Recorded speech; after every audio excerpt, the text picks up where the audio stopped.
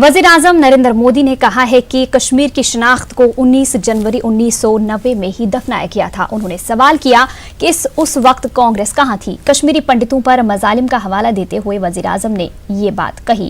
उन्होंने कहा कि बम, बंदूक और अलहदगी पसंदी को कश्मीर की शनाख्त बना दिया गया था। लोकसभा में सदर जमहूरिया के खुतबे की तहरीक तशक्कुर पर बहस का जवाब देते हुए वज़ीर-ए-आज़म ने कहा कि अगर मुल्क में गुज़िश्ता 70 बरसों की तरह काम किया जाता तो दफा 370 की मनसूखी मुमकिन नहीं थी। नरेंद्र मोदी ने दफा 370 के ताल्लुक से फारूक अब्दुल्ला, उमर अब्दुल्ला और महबूबा मुफ्ती के बयानात का हवाला देते हुए उन्हें तनकीद का निशाना बनाया। वज़ीर-ए-आज़म ने कहा कि कश्मीर अब तेज रफ्तारी के साथ तरक्की कर रहा है। संविधान के दिए अधिकारों से जम्मू कश्मीर के मेरे भाइयों बहनों को वंचित रखने का पाप किसने किया था? और शशि जी, आप तो जम्मू कश्मीर के दामाद रहे हैं। अरे उन बेटियों की चिंता करते हैं, आप संविधान की बात करते हो। एक माननीय सांसद ने कहा कि जम्मू कश्मीर ने अपनी आइडेंटिटी खोई है। किसी की नजर में तो जम्मू कश्मीर मतलब जमीन ही था।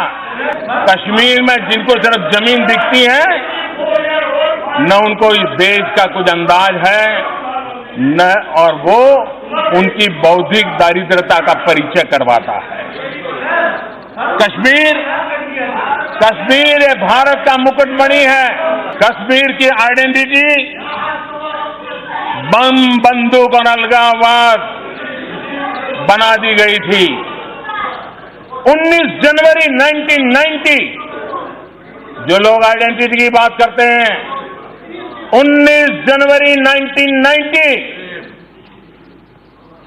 वो काली रात, उसी दिन कुछ लोगों ने कश्मीर की आइडेंटिटी को दफना दिया था। कश्मीर की आइडेंटिटी सूफी परंपरा है।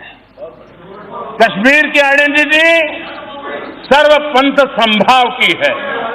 मां लालदेड़, नंद ऋषि, सैयद बुलबुल शाह, मीर सैयद अली हमदानी, ये कश्मीर की आइडेंटिटी है। माननीय अध्यक्ष जी, कुछ लोग कहते हैं आर्टिकल 370 हटाने के बाद आग लग जाएगी। कैसे भविष्य वेदता है। कुछ लोग कहते हैं कुछ नेता जेल में है, डिकना है, फलाना है, वगैरह वगैरह। जरा मैं इस सदन, ये संविधान की रक्षा करने वाला सदन है, मैं सभी मान्य सदस्यों के आत्मा को छूने की आज कोशिश करना चाहता हूं।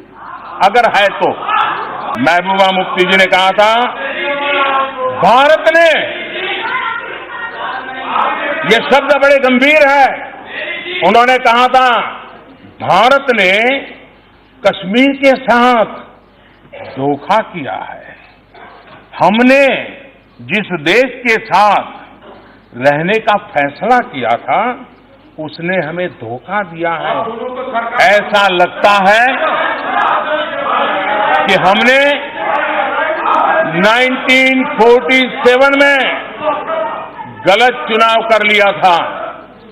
क्या ये संविधान को मानने वाले लोग इस प्रकार की भाषा को स्वीकार कर सकते हैं? क्या उनकी वकालत करते हो?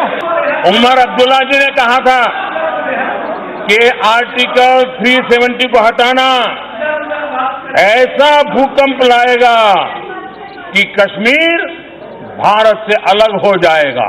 फारूक अब्दुल्ला जी ने कहा था 370 का हटाया जाना कश्मीर के लोगों की आजादी का मार्ग प्रशस्त करेगा।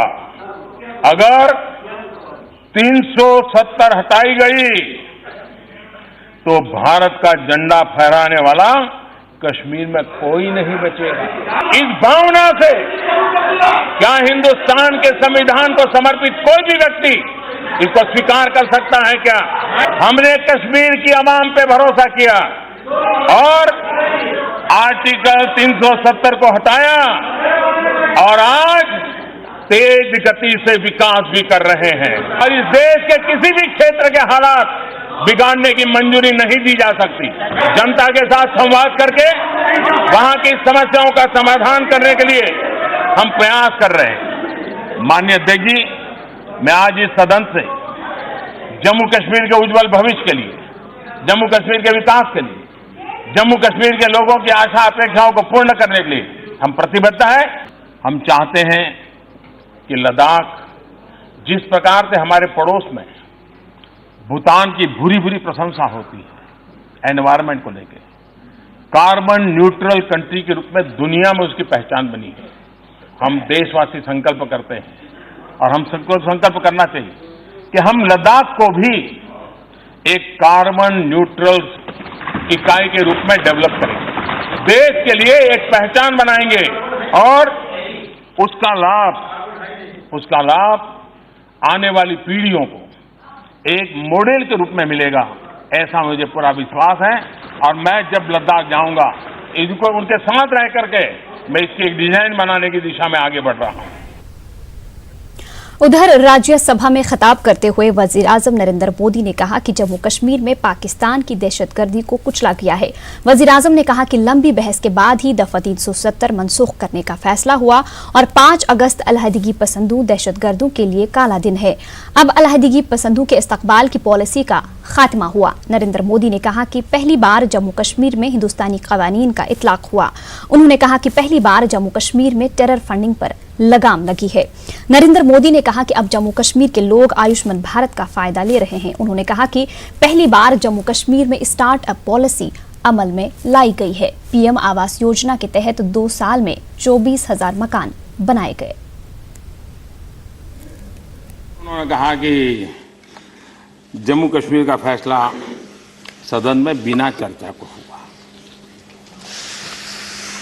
देश ने टीवी पर पूरे दिन भर चर्चा देखी है, सुनी है, व्यापक चर्चा हुई है, विस्तार से चर्चा हुई है और विस्तार से चर्चा होने के बाद निर्णय किए गए हैं और सदन ने निर्णय किया है। सम्मानीय सदस्यों ने अपने वोट देकर के निर्णय किया है।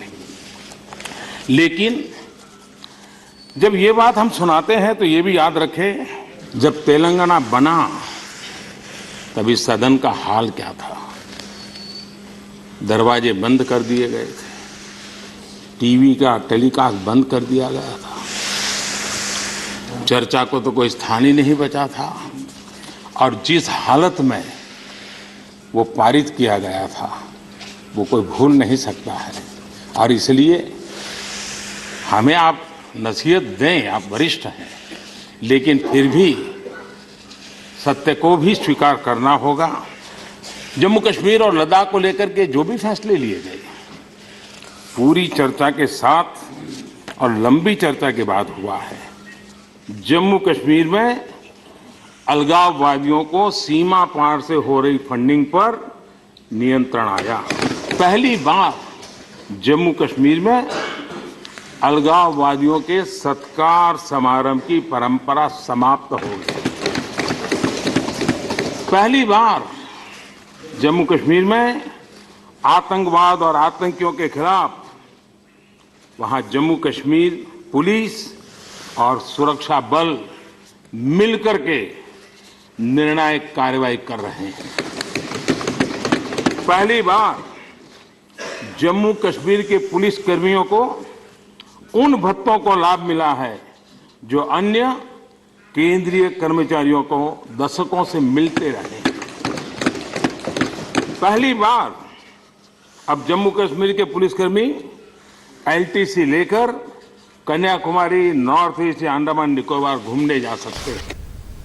श्रीनगर शहर में मिलिटेंटों ने एक मर्तबा फिर ग्रेनेड हमला किया। लाल बाजार श्रीनगर में इस धमाके से एक एसएसबी जवान जख्मी हो गया। जराये के मुताबिक ये ग्रेनेड लाल बाजार पुलिस स्टेशन की जानिब फेंका गया था, ताहम वो पुलिस स्टेशन के गेट के करीब फट गया।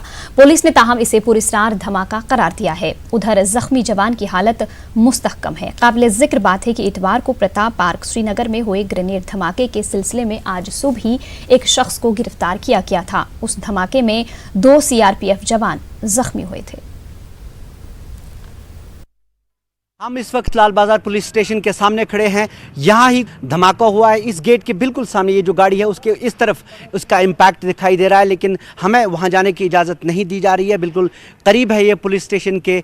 शायद ये कोशिश थी कि पुलिस स्टेशन को निशाना बनाया जाए, लेकिन पुलिस फ़िलहाल ये कंफर्म नहीं कर रही है कि ये किस तरह का धमाका था। हालांकि ज़राए से ये पता चला है कि ग्रेनेड फेंका गया। यहाँ पे पुलिस स्टेशन के बिल्कुल सामने धमाका होना अपने आप में एक बहुत बड़ी बात है, क्योंकि सिक्योरिटी के हिसाब से पुलिस स्टेशन के बिल्कुल करीब धमाका होना, और चाहे अभी ये किस तरह का धमाका कहा जाए। कुछ दिन पहले यहाँ श्रीनगर में OGWs को गिरफ्तार किया गया था, जिनकी DGP J&K पुलिस के मुताबिक बड़ी साजिश थी। वो श्रीनगर में कई तरह की कार्रवाइयाँ करने वाले थे, और इतवार को जो ग्रेनेड हमला हुआ था प्रताप पार्क में, उसके बारे में आज सुबह ही पता चला कि उस शख्स को आज सुबह गिरफ्तार किया गया है जो उसमें मुलविस है। इस तरह सीधे तौर पे ये पता चलता है कि मिलिटेंटों के निशाने पे श्रीनगर है। वो चाहते हैं कि श्रीनगर में इस तरह की कार्रवाइयाँ हों ताकि वो अपनी प्रेजेंस महसूस करा सकें और इसको इस तरह वो अपनी कार्रवाइयाँ जारी रख सकें। शबीर शाह के साथ शबीर अहमद, न्यूज़ 18 उर्दू, श्रीनगर। फौजी सरबराह जनरल मनोज मुकुंद निरवने का कहना है कि वादी में हालात बेहतर हैं। गुज़िश्ता 6 महीनों में तशद्दुद और मिलिटेंसी के वाक़यात में नुमायां कमी आई है। फौजी सरबराह ने कहा कि पाकिस्तान की जानिब से LOC पर सीज़ फायर मुआहदे की खिलाफवर्जी में इजाफा हुआ है। Well, the situation in the valley is actually quite better. The number of incidents of violence have gone down.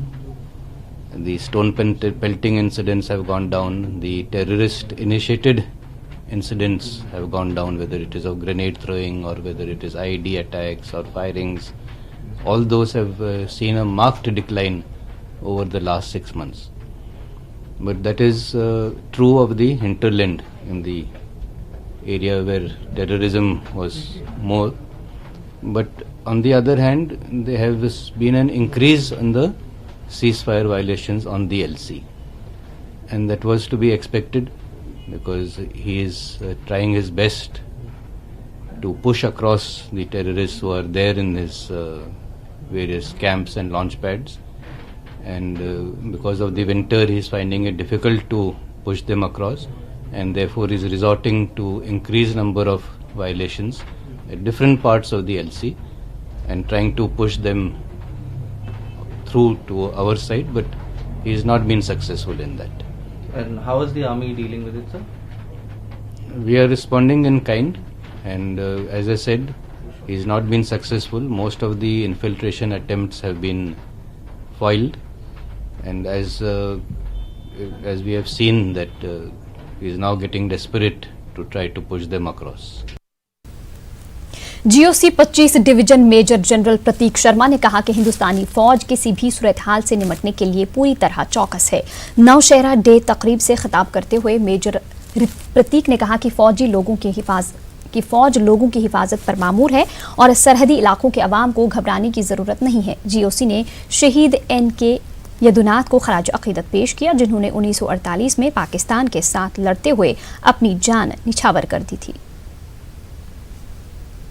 को विश्वास दिलाना चाहता हूं कि ये जो हमारी भारतीय सेना है, ये हमेशा पूरी तरीके से और हर मौके पे अपने आप को आगे लाने के लिए पूरी तरीके से तैयार रहती है और हमेशा तैयार है। आपको मालूम है कि हमारे NIA की अदालत ने मुअत्तल DSP देवेंद्र सिंह को 15 दिनों की अदालती तहवील में दे दिया है। देवेंद्र सिंह मिलिटेंट नवीद बाबू और उसके साथियों को आज दोपहर NIA की खुसूसी अदालत में पेश किया गया था। NIA की दरख्वास्त पर कोर्ट ने मुलजिमीन की अदालती तहवील में इजाफा किया।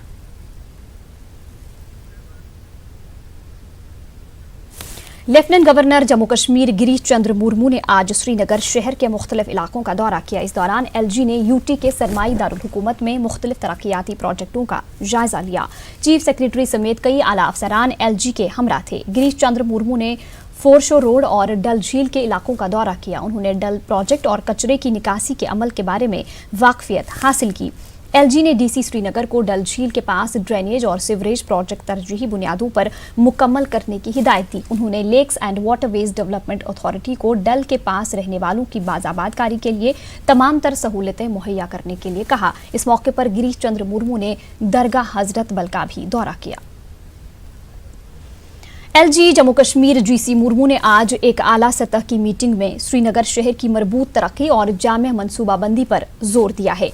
मीटिंग के दौरान डीसी श्रीनगर ने शहर में जारी तरक्याती प्रोजेक्टों पर तफसीली प्रेजेंटेशन दिया और शहर को मुल्क के वाइब्रेंट शहरों की फहरिस्त में शामिल करने के लिए शुरू किए गए इक़दामात पर रोशनी डाली। एलजी ने कचरे की निकासी के मौसर मैकेनिज्म बनाने की हिदायत दी। उन्होंने साइंटिफिक लाइसेंस पर कचरे को तवानाई में तब्दील करने की बात कही। इस मौके पर प्रिंसिपल सेक्रेटरी ने बताया कि कचरे को तवानाई में तब्दील करने के अमल का पहले ही आगाज कर दिया गया है।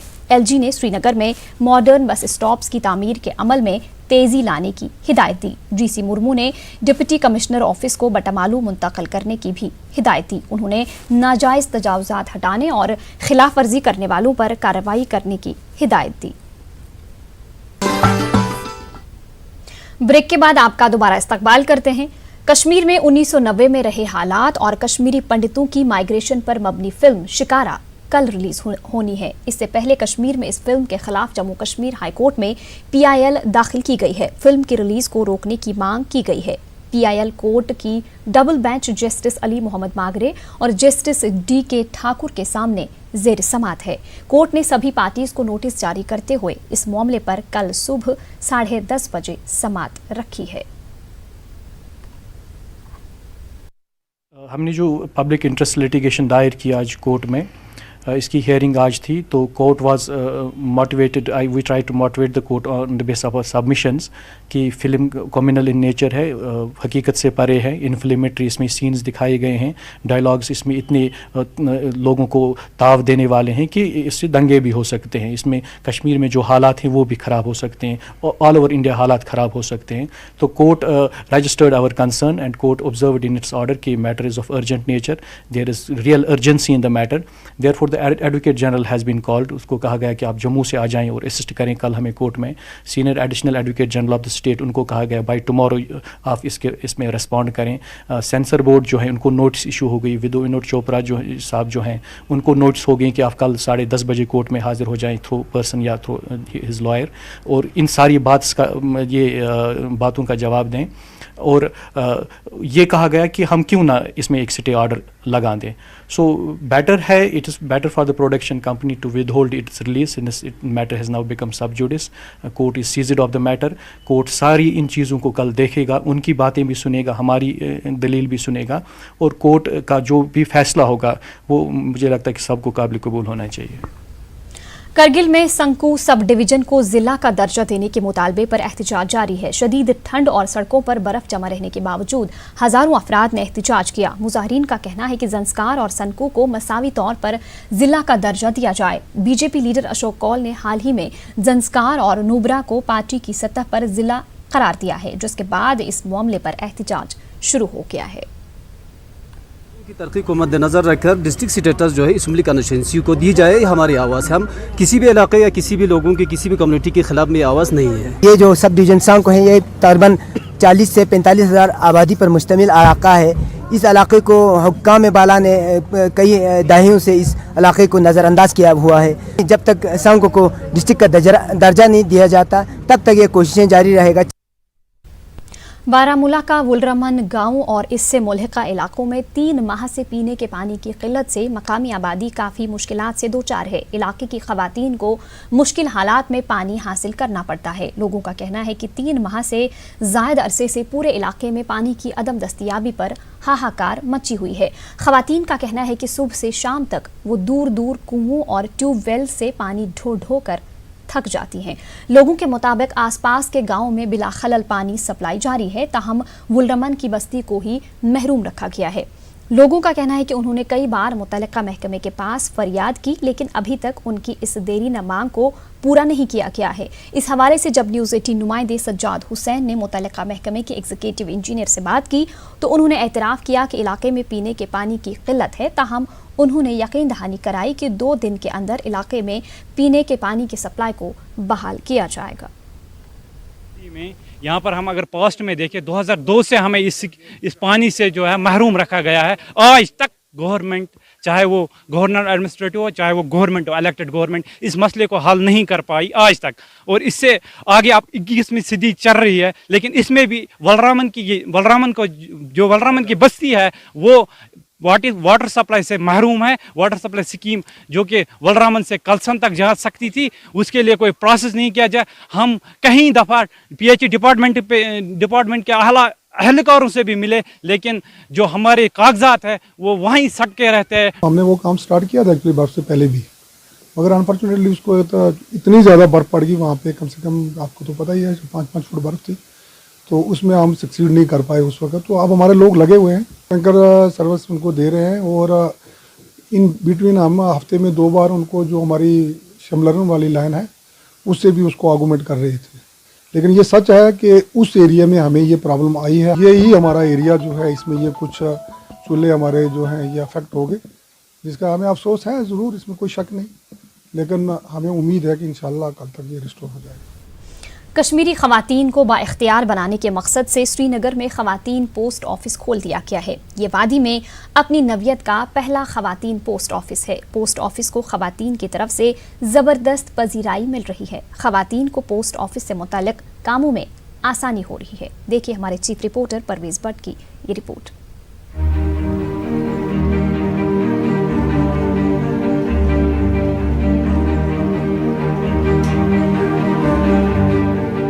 वो दिन गए जब वादी कश्मीर की खवातीन को लेटर पोस्ट करने के लिए लंबी कतारों में खड़े रहना पड़ता था, क्योंकि श्रीनगर में ऐसे पहले पोस्ट ऑफिस में कामकाज शुरू हो गया है जहां का सारा अमला खवातीन मुलाजमीन पर मुश्तमिल है। ये पोस्ट ऑफिस GPO कॉम्प्लेक्स में है। मरकजी वजीर कानून रविशंकर प्रसाद ने अपने हालिया दौरे के मौके पर इस पोस्ट का इफ्तिताह किया था। इसकी खास बात यह है कि पोस्ट मास्टर समेत तमाम ओहदों पर खवातीन ही फाइज हैं।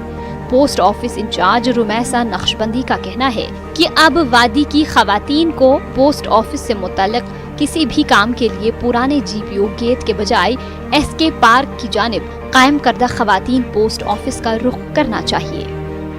यहाँ पर जो पोस्ट ऑफिस प्रोवाइड करता है फैसिलिटीज़ ऑलमोस्ट वो सारी प्रोवाइड होगी।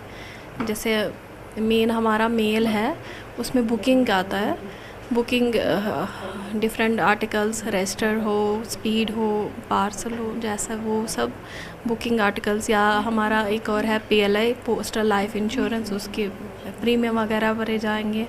और हमारा एक और ये है फैसिलिटी हम प्रोवाइड करते हैं सेविंग बैंक, उसमें सेविंग की डिफरेंट स्कीम्स आती है, अलग फैसिलिटी है।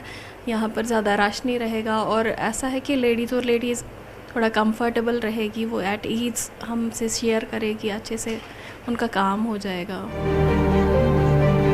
GPO कॉम्प्लेक्स में इससे कब्ल इस तरह की कोई सहूलत नहीं थी।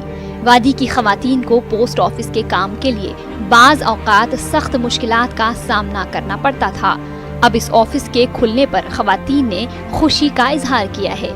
कुछ खवातीन का कहना है कि इस ऑफिस का माहौल खवातीन के लिए इत्मीनान बख्श है। ये वुमेंस के लिए तो बहुत अच्छी फैसिलिटी है, क्योंकि अब वुमेंस को बंड की तरफ से जाके लाइन में नहीं लगना पड़ेगा। अब तो हमारे लिए यहाँ बहुत आसानी हो गई है, हम लोग बिना क्यू के आसानी से अपना हर काम यहाँ करवा सकते हैं। ज़रूरत तो बहुत थी, ऑल्दो ऐसा नहीं है कि लेडीज़ पीछे है किसी चीज़ से, लेकिन ऐसा एक एटमॉस्फेयर जहाँ लेडीज़ ऐसा फील करे कि ये हम बहुत फ्रीली बोल सकते हैं। क्योंकि जब बहुत बड़ी भीड़ हो तो कोई लेडीज़ शाय फील करती है अपनी प्रॉब्लम्स बताने में, और काउंटर में भी जब बहुत लंबी भीड़ हो तो हम बंदे को उतना बोल भी नहीं सकते। फ्रेंडली एटमॉस्फेयर है, वुमनली एटमॉस्फेयर है, तो हम इजीली बता सकते हैं यहाँ पे। तो हमें बहुत आराम मिला यहाँ से। तो हम सबको यही कहेंगे कि आपको ख़ासतौर पर लेडीज़ को कि वो यहाँ की फैसिलिटी अवेल करें, क्योंकि ये बहुत अच्छा स्टेप है। खवातीन मुलाजमीन पर मुश्तमिल इस पोस्ट ऑफिस के खुलने से वादी की खवातीन में एक मुस्बत पैगाम जाएगा और उन्हें बाइख्तियार बनाने की मुहिम को तक़वियत मिलेगी। न्यूज़ 18 उर्दू के लिए श्रीनगर से परवेज भट्ट की रिपोर्ट। कश्मीर न्यूज़ में आपका दोबारा इस्तकबाल करते हैं। देही इलाकों को तरक्की की राह पर गामजन करने की गर्ज से अगरचे कई सरकारी स्कीमें मुख्तस हैं, लेकिन अब भी गांव देहात की तस्वीर को बदला नहीं जा सका है। इसकी एक ताज़ा मिसाल अनंतनाग जिला का छतरगुल इलाका है, जहां पर लोगों को दौर जदीद में भी सड़क, बिजली और पानी जैसे मसाइल का सामना है। पेश मुदस्सिर कादरी की ये रिपोर्ट। अनंतनाग के छतरगुल का ये पसमानदा गांव खुलचोहर अपनी ज़बूं हाली खुद बयां कर रहा है। वादी के दीगर इलाकों की तरह यहाँ पर भी लोग सर्दी के सख्त तरीन अयाम में बिजली की एक झलक पाने के लिए घंटों राह तकते रहते हैं। लोगों का कहना है कि बिजली के बुनियादी ढांचे को ताहाल मजबूत नहीं बनाया जा सका है। खुलचोहर के अलावा बिजली की इसी हालत से रानीपुरा, डिठू, शांगस समेत छतरगुल के दर्जनों देहात भी जूझ रहे हैं। बिजली की नामुनासिब सप्लाई का खमियाजा देही इलाकों के तलबा को भी भुगतना पड़ रहा है। कोई बिजली की प्रॉब्लम बार बार रहती है। अगर हम फीस भरते हैं तो ये हमारे को पावर टाइम टू टाइम क्यों नहीं दस्तियाब होता है। हमारी डिमांड है डीसी साहब से कि खुलचौर में जो चिट्ठी सिंहपुरा वहाँ पे बार बार हमारा जो लिंक है वो कट हो जाता है, और जब हम इंस्पेक्टर साहब को फ़ोन करते हैं वो बोलता है कि मैं क्या करूँ, इसके लिए तो आप कहीं भी जाओ, बिजली आपको यहाँ से यही इसी तरीके से मिलेगी। बिजली जब हमारे एग्ज़ाम्स होते हैं, बिजली नहीं होती है तो हमें बहुत मुश्किलात होते हैं। मैं पढ़ रहा होता हूँ तो तभी लाइट चली जाती है, फिर मुझे लाइट वो सोलर होता है उसी से फिर सब कुछ पढ़ना पड़ता है। फिर बिजली आती है, फिर थोड़ा पढ़ता हूँ, फिर से चली जाती है। इसकी वजह से हमें बहुत मुश्किलात होते हैं। छतरगुल के मुतादिद इलाकों में न सिर्फ बिजली बल्कि सड़कों और पीने के पानी की सप्लाई का भी हाल कुछ इससे मुख्तलिफ नहीं है।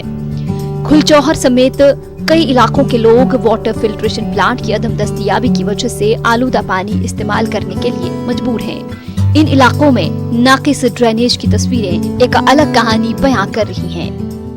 कि जो नदी का पानी जो है ये पाइसन से हमें मिलता है पीने के लिए, ये बराह रास्त नालों में जाता है और हमारे घरों तक पहुंचता है।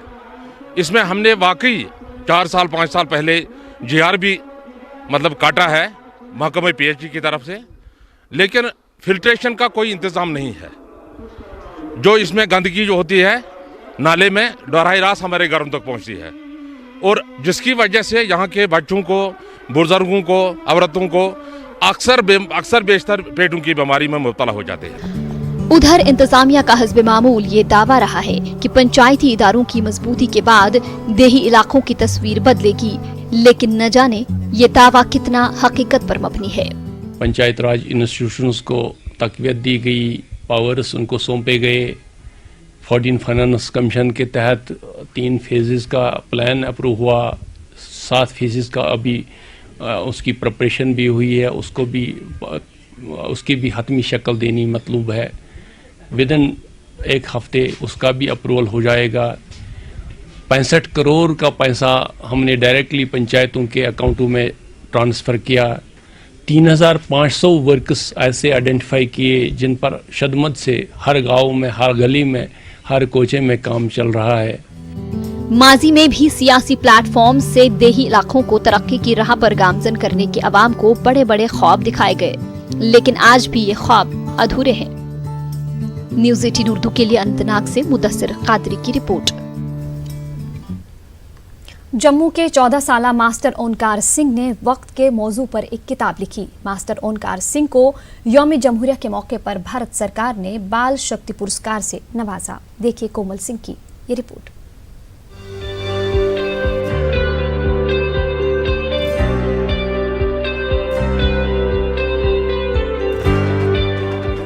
तालाब तिल्लू जम्मू के रहने वाले 14 साला मास्टर ओंकार सिंह ने काबिले फख्र कारनामा अंजाम दिया है। बीएसएफ पलोड़ा स्कूल में जेर तालीम इस बच्चे को 3 साल की उम्र से ही कंप्यूटर और दीगर आलात के साथ दिलचस्पी रही है। ओंकार सिंह के वालिद का कहना है कि उनका बेटा हमेशा से कुछ बड़ा कर दिखाने की ख्वाहिश रखता था। ओंकार सिंह ने वक्त के मौजू पर एक किताब तहरीर की है। इस कारनामे के लिए यौम जमहूरिया पर ओंकार सिंह को बाल शक्ति पुरस्कार से नवाजा गया। इस अवार्ड के तहत मास्टर ओंकार सिंह को एक मेडल और वज़ीर-ए-आज़म नरेंद्र मोदी की तरफ से एक घड़ी भी तोहफे के तौर पर दी गई। शुरू से लिखने में मुझे बहुत ज़्यादा इंटरेस्ट था। जब मैं 10 साल का था तो उस टाइम काफ़ी online competitions related to writing and all that, उनका बहुत ट्रेंड चला था, तो I use to participate and कई बार मेरा नेशनल भी रैंक आया है, इंटरनेशनल स्टेट लेवल बहुत आए हैं। सो वंस मेरे दिमाग में ख्याल आया कि अगर हम जो इतना लिखते हैं इसको वेस्ट क्यों करना, तो उसको कंपाइल कर सकते हैं एंड पब्लिश कर सकते हैं, उसके ऊपर कॉपीराइट ले सकते हैं। So keeping that in mind मैंने बुक लिखी। मास्टर ओंकार सिंह ने कई मोबाइल ऐप भी बनाए हैं। ओंकार के वालिद देवेंद्र सिंह का कहना है कि अवार्ड मिलने की खबर इनके लिए हैरानकुन थी। देवेंद्र सिंह ने कहा कि उन्हें अपने बेटे पर फख्र है। पहुंच गए राष्ट्रपति भवन, जो हम कभी सोच भी नहीं सकते थे, एक ड्रीम ही था ये हमारे लिए ऐसा चीज़ होना। और फिर बहुत मुझे प्राउड फील हुआ कि जब इसने सब कुछ इसने खुद किया, हमें हमारा कोई योगदान नहीं है। कौमी सतह पर नाम कमाने वाले मास्टर ओंकार सिंह का कहना है कि वो साइंसदान बनना चाहते हैं ताकि वो अपने मुल्क की खिदमत कर सकें। Future as I just want to be an astronomer, मुझे एस्ट्रोनॉमर बनने का, वैज्ञानिक बनने का, अपने देश के लिए काम करने का बहुत ज़्यादा शौक़ है। सो मैं अपने देश के लिए इसरो में एस्ट्रोनॉमर बनना चाहूँगा और जितने भी स्पेस के सक्सेसफुल मिशन होंगे इन फ्यूचर उसमें अपनी भागीदारी देना चाहूँगा। हुकूमत की तरफ से मास्टर ओंकार सिंह को बाल शक्ति पुरस्कार से नवाजा जाना यकीनन इस होनहार लड़के के हौसलों को मजीद बुलंद करने का बास बनेगा और ये आइंदा भी अपनी सलाहियतों का भरपूर मुजाहरा करेगा। न्यूज़ 18 उर्दू के लिए जम्मू से कोमल सिंह की रिपोर्ट। बीजेपी जम्मू कश्मीर व लद्दाख के सदर रविंदर रैना ने मिलिटेंसी के खिलाफ सिक्योरिटी फोर्सेस की हालिया कामयाबियों की सताइश की है। रैना ने कहा कि हिंदुस्तान और कश्मीर में अदम इस्तेहकाम के लिए पाकिस्तानी साजिश को कभी कामयाब नहीं होने दिया जाएगा। उन्होंने बाज़ कश्मीरी सियासतदानों और मिलिटेंटों के बीच मिली भगत की जामिया जांच का मुतालबा किया। उन्होंने इल्ज़ाम लगाया कि कई सियासी लीडरान मिलिटेंटों की मदद कर रहे हैं और ऐसे लोगों को सबक सिखाने की जरूरत है। दुख के साथ यह कहना पड़ रहा है कि हमारे ही जम्मू कश्मीर के अंदर कुछ सियासतदान ऐसे हैं जो खाते हिंदुस्तान का है लेकिन उनका दिल पाकिस्तान के लिए धड़कता है। रहना हिंदुस्तान में, हर फैसिलिटी हिंदुस्तान की, आर्मी, पुलिस, पैरामिलिट्री फोर्सेस के जो उनके बॉडीगार्ड्स हैं, उनके एस्कॉर्ट हैं, उनके पीएसओ हैं, वो हमारे जवान। लेकिन कुछ सियासतदान जिनके दिल में पाकिस्तान बसता है, उन्होंने भी पाकिस्तान आतंकवादियों और अलगाववादियों के साथ मिलकर जम्मू कश्मीर को बर्बाद करने की साजिश की। लेकिन आज इनकी साजिशें कभी कामयाब नहीं हो सकती। इस देश के अंदर नरेंद्र मोदी साहब की सरकार है, हमारे प्राइम मिनिस्टर। मौसम सरमा में लोगों को तरह तरह की मुश्किलात का सामना है। पानी की किल्लत की वजह से लोग ज्यादा परेशान हैं। बीरवा और इसके आसपास के इलाकों के लोग गुज़िश्ता 1 महीने से पानी की किल्लत से फिक्रमंद है। हालांकि महकमे पीएचई की जानिब से गाड़ी के जरिए पानी मुहैया कराया जा रहा है, ताहम कभी गाड़ी न आने से लोग पीने के पानी से महरूम हो जाते हैं। लोगों ने डीसी बडगाम और महकमे पीएचई के आला अफसरान से इनके मसाइल का अजाला करने की अपील की। 4 किलोमीटर दूर बीरू पे आबच प्रॉब्लम सान माजबन नीरान 4 किलोमीटर पे आब अन दूर पे। दोम प्रॉब्लम ट्रांसपोर्ट ट्रांसपोर्ट पकान पन्निस गाँवस कहें 2 घंटे गाड़ी बनान कहें। जिला पुलवामा के लेलाहारा इलाके में नाला रोमशी पर कायम पुल को गैर महफूज करार देने से कई देहात का राबिता मुनक़ता हो गया है। नाला रंबी आरा पर हुकूमत की जानिब से कई बरस कबल पुल की तामीर अमल में लाई गई थी। लोगों के मुताबिक 2014 के सैलाब से पुल को कुछ नुकसान पहुंचा था। इसके बाद मुतल्लिका एजेंसी की जानिब से पुल पर किसी किस्म की मरम्मत नहीं की गई। मुझे लोकल्स के माध्यम से ये जानकारी मिली है। मैं अभी R&B से इसको इमीडिएटली टेकअप करूँगा कि व्हाट इज़ द इशू। इसमें व्हीकल की मूवमेंट के लिए रिस्ट्रिक्शंस लगाई हैं, तो इसको इमीडिएटली हमने रेट्रोफिटिंग रिपेयर कब तक इसकी ब्रिज की हो जाएगी and what exactly the issue is, मैं अभी R&B अथॉरिटी से कंफर्म करूँ।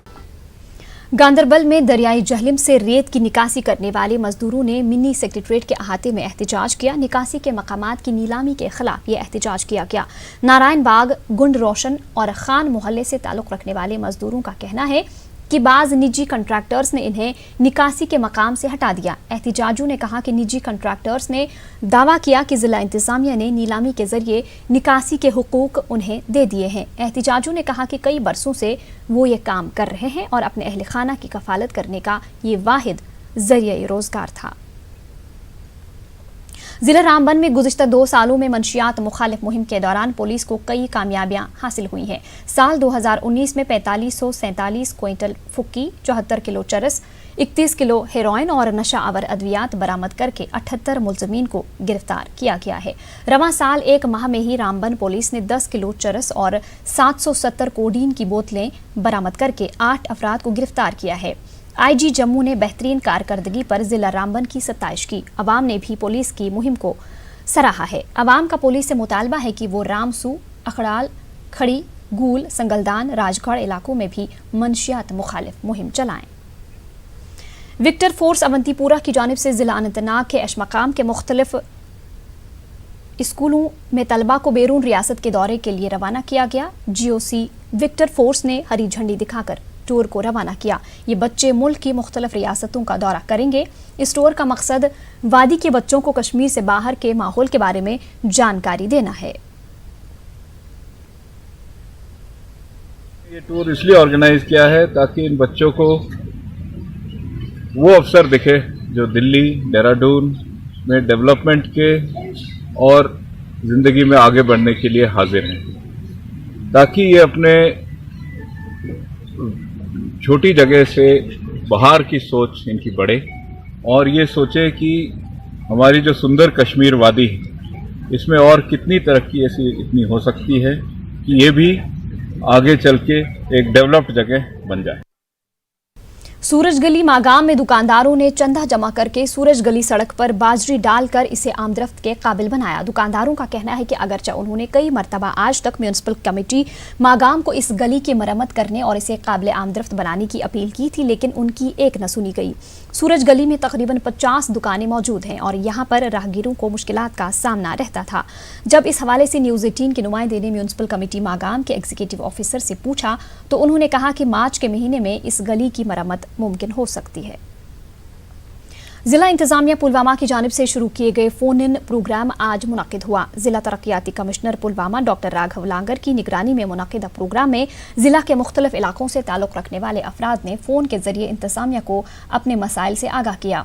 2 दर्जन से ज्यादा शिकायतें मौसूल हुईं। उनका अजाला 5 रोज के अंदर करने की कोशिश की जाएगी। हर जुमेरात को दिन के 11 बजे से लेकर 12:30 बजे तक फोन के जरिए इंतजामिया की जानिब से लोगों की शिकायतें फोन के जरिए सुनी जाती हैं। जिला इलेक्शन अफसर पुलवामा डॉक्टर राघव लांगर ने फोन गोडाउन में मौजूद स्ट्रांग रूम का तफसीली जायजा लिया। डीओ ने गोडाउन में रखी गई EVM और VVPAT मशीनों के अलावा दीगर सामान का मुआयना किया। हर माह इंतजामिया की जानिब से इंतखाबी सामान का मुआयना किया जाता है। सरहदी इलाकों में सेहत से जुड़े मसाइल और सहूलियात पर मबनी एक जायजा मीटिंग DC ऑफिस कुपवाड़ा में मुनाकिद हुई। इसकी सदारत एडिशनल डिप्टी कमिश्नर कुपवाड़ा नज़ीर अहमद लोन ने की। सरहदी इलाकों में सेहत के हवाले से दरपेश मुश्किलात की जानकारी हासिल की गई। महकमे के आला अफसरान ने सरहदी इलाकों में सेहत के हवाले से लोगों को दी जा रही सहूलियात के बारे में तफसीलात फराहम की। उन्हें कहा गया कि लोगों को सेहत के हवाले से हर मुमकिन सहूलियात मुयस्सर रखी जाएं। तिबी स्टॉक वाफिर मकदार में दस्तियाब रखा गया है। BMOs ने भी शिरकत की। DC ऑफिस अनंतनाग में एक मीटिंग मुनाकिद की गई। DC अनंतनाग खालिद जहांगीर ने KCC के तहत अब तक हुई पेशरफ्त का जायजा लिया। DC ने लाइन डिपार्टमेंट और बैंकों को हिदायत दी कि वो KCC के 100% अहाते को यकीनी बनाएं। उन्होंने इस्तिफादा कुनंदगान का मुकम्मल और सही डाटा जमा करने की हिदायत दी। माहौलियाती आलूदगी के ताल्लुक से शऊर बेदारी के लिए आज बारामूला में रैली निकाली गई। DC Baramulla doctor GN Neetu ने शीरवानी हॉल से रैली को हरी झंडी दिखाकर रवाना किया। रैली बस स्टैंड बारामूला पर इख्तिताम पजीर हुई। तलबा और दीगर अफराद ने इस रैली में हिस्सा लिया और माहौल को आलूदगी से बचाने का पैगाम दिया। DC ने अपने खिताब में कहा कि अपनी सरजमीन को बचाने के लिए माहौलियात दोस्त सरगर्मियां अंजाम देने की ज़रूरत है।